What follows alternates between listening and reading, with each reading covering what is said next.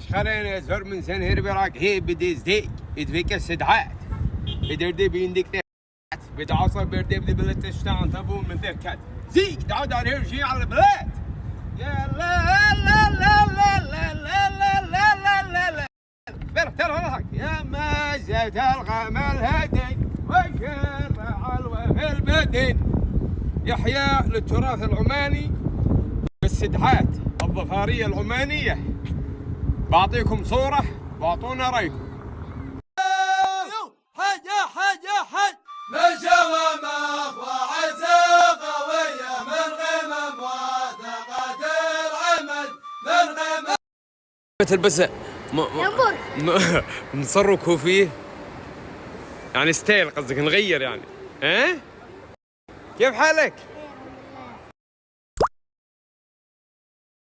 زعل وزنبليطه دائمه كل ما جيت بخلص اي تصوير للعنابي يقول لك ليش جينا نحن وما حصلنا عملتوه فقط لمده 5 ايام. الحين انا بقول لك اياها عملوا الى نفاذ الكميه. اذا لحقت ما لحقت لا تجلس والله ان تجينا رسائل في الخاص بسبب زبائن العنابي اللي ينتظرون عرض مبارك.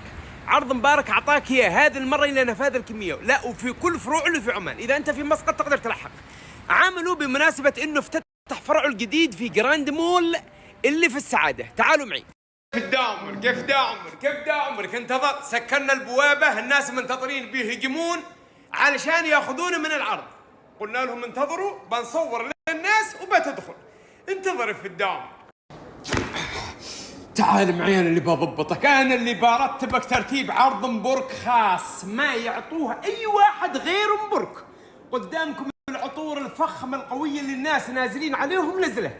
الحبة يشيلوها من 15 يوميا 15 أقول لك لا.